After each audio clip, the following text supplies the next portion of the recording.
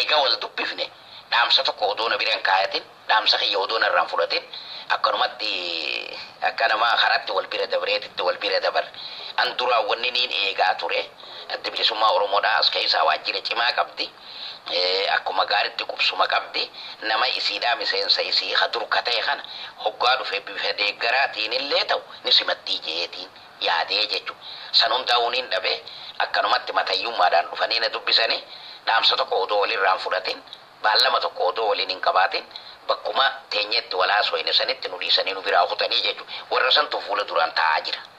Amma maatii sheekaa sirbuun qabu jaan.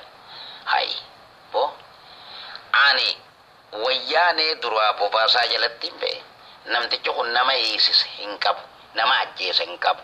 Yoo ajjeeses yoo hiisises kutaa Harargee keessaa ol hin baane Hawaash hin dhayne namtichi kun mee namuma inni hiisise nama inni ajjeese as kennaan jee hin jiru namu calje akkasii ati ol deebi'ii sirbii jaan lakki ammarraa jalqabeen sirbu maatii qottu ijoollee maatii sheekaatii fi maatii sheekaa fudhadheetiin deemee jechuudhaan meeshaa immoo ta maatii sheekaatii community teenyaati tuchi waliin nu geesse hin fuune tura achuma lakkifneef amma gaa olola gallakkisan achi buuta Adam kaayoo ganee Adam dhaaba ganee jaanii waa hedduu odeessaa turan ammoo namni dhaaba gane bakkatti galuu qaba wayyaan eeggalee uummata Oromootii fi dhaabeelleen Oromootii irratti dhagaa darbachuudha qabaa jechuudha namni kaayoo ganees akkasuma namni Oromummaa ganuun danda'u Oromummaan dhiiga kiyya abbaan fedhen kan abbaan fedhen irraan fudhatu akeekaa fi kaayooniin kaleessatti amane mataa kiyya keessa jirti onnee kiyya keessa jirti abbaan fedhen irraan mulquu hin danda'u tana jalama harriikeetiin jiraa jechuudha. Eegas booda olola jalqabanii ololigaa akka gaariitti narratti deemee Oromoon ala kana jiranii fi ana iddoo hariiroo wal qunnamtii akka hin jiraanne ilmaan kiyya akka beelawan manaan kireeffadhe keessa jiraachuu dadhabee nyaafumaan jalaa baqadhe sanitti deebi'ee akkaan harka hin nadhu na dirqaa turanii waaqaaf galannee haa ga'u rabbiif galannee haa ga'u immoo obseetumaan itti teenyee tattaafannee UNHCR's deemaadhaa kaambii nageessuu kaanii kaambii kanan geessinees keessiitti cimsadhee himadhee akkaan magaalaa san keessa jiraachuu danda'utti maandeeta kiyya fudhadhee achuma taa'ee eegaan Naayiroobii seenee wanni na mudate kanaa jechuudha. Tole Naayiroobii masaritti illee wallee garaagaraa ta'u walliftee jira. Dhuga. Gojjoo afaan lagaa. Gojjoo afaan galaanaa. Afaan galaanaati. Maal jetti? Dhugaadhaa. Maaliif baaftee maal jetti? Namni barreessee namni hamaan nama maqaa namaa nyaatu nama dandeettii namaa dho'isu ani dandeettii dhala Oromoodhaa dho'isuun barbaadu kaya dalatti baasee ana malee kabarreesse barsiisaa Ammadee jaani ammaan tana Kanaadaa Kaalgaarii magaalaa jaamtu tana keessa jira ilmaan saatillee bakkaanan jiru san jiranii magaalaa Buruksii keessa ka ilmaa kaan ammoo Edmonton jiranii inni magaalaa Kaalgaarii keessa jira barsiisaa Ammadee jaaniini jechuun namni barreesse. Jiruu jalli hunkuuftuu odoon qarreerra ra'u gojjoo afaan galaanaa tan taane taa'uuf ka'u jireenya wabii hin qabne kanaan jireenya hin jiru. Bakka nyaapni dhuunfate Oromiyaa keessatti dhiibbaa nyaapaatiin jiraachuu immoo dadhabu. Hadhaa jireenya baqaa keessatti roorroon dhaloota Oromootiin maqaballeessaan jiruudhaan wal ajjeesuun duulmayni akkasiin irra godhamuun sirba kan akkaan sirbu na dirqee jechuudha. Jiruu jalli hunkuuftuu osoo hin qarreerra ra'uu gojjoo afaan galaanaa tan taane taa'uuf ka'u jireenya wabii hin qabne. Jireenya wabii hin qabne kanaan jireenya hin jiru. Duumessi roobaa dhufu dhimmuuf galaana sodaa qeensan nagalti lubbuun eessumaan seenaan yaada. Jiruutti waan lakkaa'u haa jiruu qarree afaanii osoo na fuudhaamamuu boru dhufee galaanni. Gojjoo afaan qarre'ee ta'uulaan mixoolulaa banaa gubbaan hofofaa tadhimmuun akka alaa. Jiirkaan roobaa na bu'ee hagarbiyaa ulolaa san keessa jiruudha jee dhiiroo akkamittiin gala. Guyyuma tokko maqaa kiyya sattaruudhaaf namni tattaafata godhen jiru dhalaan awwajji dhaladheetitu dura seefiina fudhatee jechuudha. Tanaaf mee namtichi kun maal dalage jibbi jennaan mana jibban maaliif namni jee hin jiru.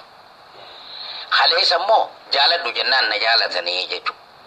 gocha khiyya hisaabaa fi mizaanarra kaayanii nan jibbine waaniin an dalage beekanii badiin an dalage beekanii nan jibbine jechuudha. Jibbi jennaanuma akkanuma kaanii na jibban kuni namni waan siyaasaan beekne magaalaa siyaasaa keessa yoo dhaqe ficaa bilcheeffatee nyaatu gannaqeeti daaraa bitatee galaasan.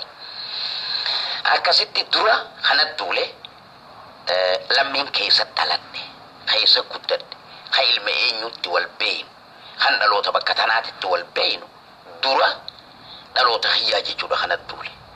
Kabiroo immoo fuuluma bareedaadhaani na simatee na bira kuta malee na duuba baanan laatu malee fuulduree kiyya dhaabbatee gara biroo keessa namni quba nan laatee ijanatti irbeen jiru nama hiyyaa jechuudha kasee fi asaabaadii jiisan na fudhate haa ta'u sanis obsumaaniin bira kutee jiruu jalli huuftuudha kanarrattiin sirbee jechuudha. Yadaroo jinu jechuudha keessa.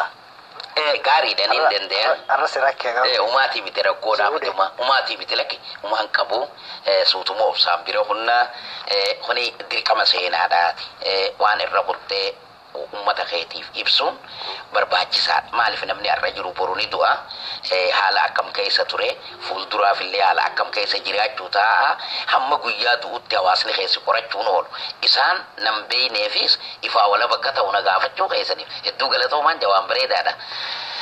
Jiruu jalleewwan kuuftuu doon karreerra'u gochoo afaan galaanaatti tantaane ta'uuf ka'u jireenya wabii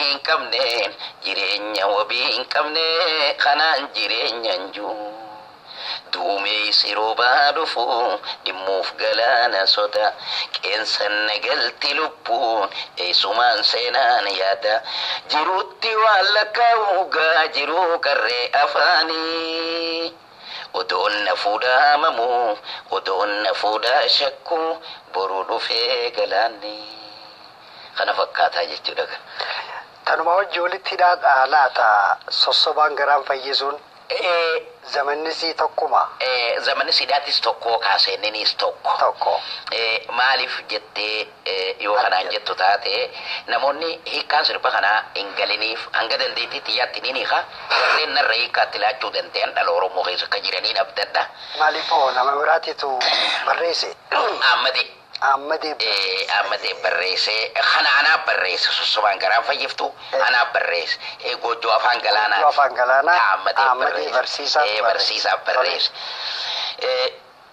na dhibee hayyoota hedduudhaan naannawa san jira manguddoo hedduudhaatiitu naannawa san jira manguddoo kutaa 11 jaan Naayiroobii keessaa argachuu ni danda'anii jechuudha akka heeraaf seera Oromoon dur qabduutitti sirna gadaatiin bulle jechaa dhaadachaa turre wal dhabbii yoo jiraattillee manguddoon gatteessee dhaabeella wal dhabe walitti araarsuudhaaf akka koominiitiitti akka kutaatti akka amantiitti yoo Oromoo wal dhabdellee walitti fayyisuudhaaf dandeettii guddoodhaatiitu jira ture magaalaa san keessa garuu manguddooleen naannawa san jirtu tumsaa gama taate gara maayyii kanafaa manguddoo tuuzoo akka jedhaniin tuuzoo jechuun tuni aannan akka keessaatti faabrikaan hiitee gurgurtu tokko haga manguddoo tuuzoo jedhaniin ga'anii jechuudha manguddooleen teenya tacha keessa jirtu maaliif tumsaa gama ta'uudhaan nama wallole manguddoon takka siif tumsata tokko anaaf tumsata isaanumaatiitu wal nyaata malee waliif fayyuun kiyyaa fi keen jiruu jechu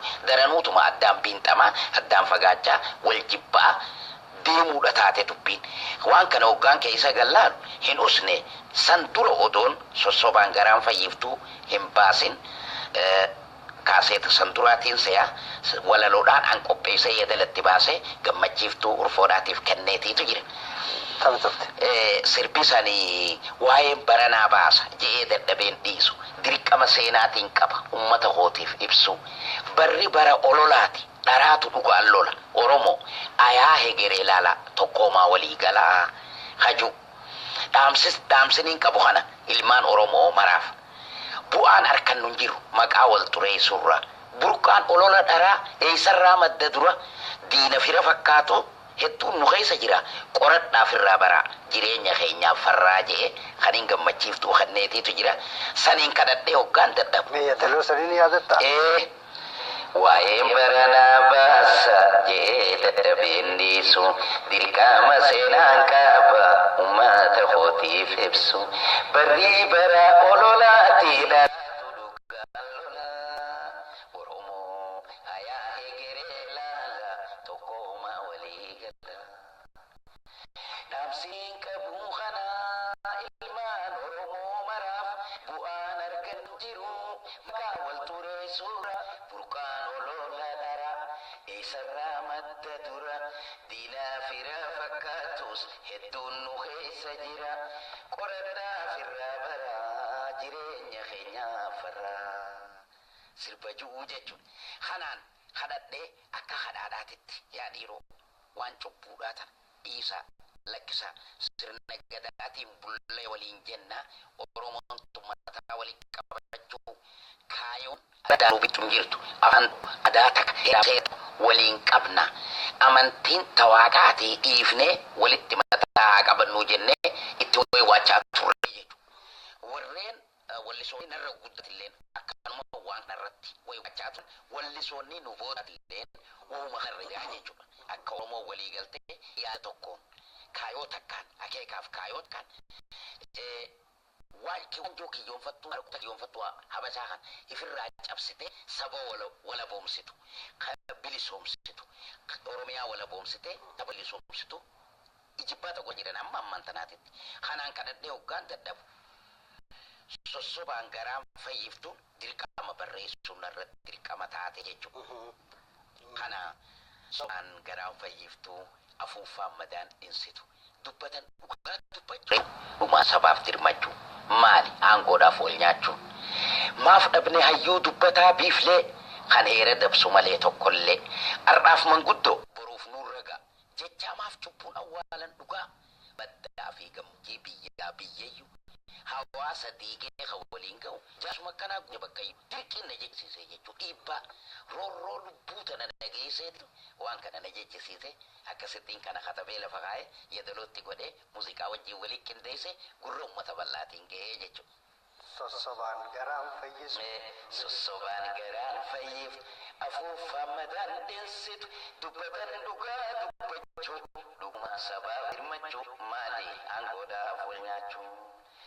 maaf dhabne hayyuu dubbataa biiflee kan heera dabsu malee tokkollee har'aaf manguddoo boruuf nuurragaa jaama cubbuun awwaalan dhugaa baddaaf gammoojjii biyyaaf biyyayyuu hawaasa dhiigee waliin gayu jaarsuma akkanaa guute bakkayyuu sossobaan garaan fayyiftu afuuffaan madaan dhinsitu dubbatan dhugaa dubbachuu dhuguma sabaaf dirmachuu maali bu'aadhaaf wal nyaachuu akkasii kanaa jechuudha sirbi.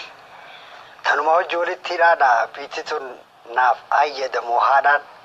Suni kana dura moohii kabraa qaba. Kana dura suni warreen ala jiranii fi warreen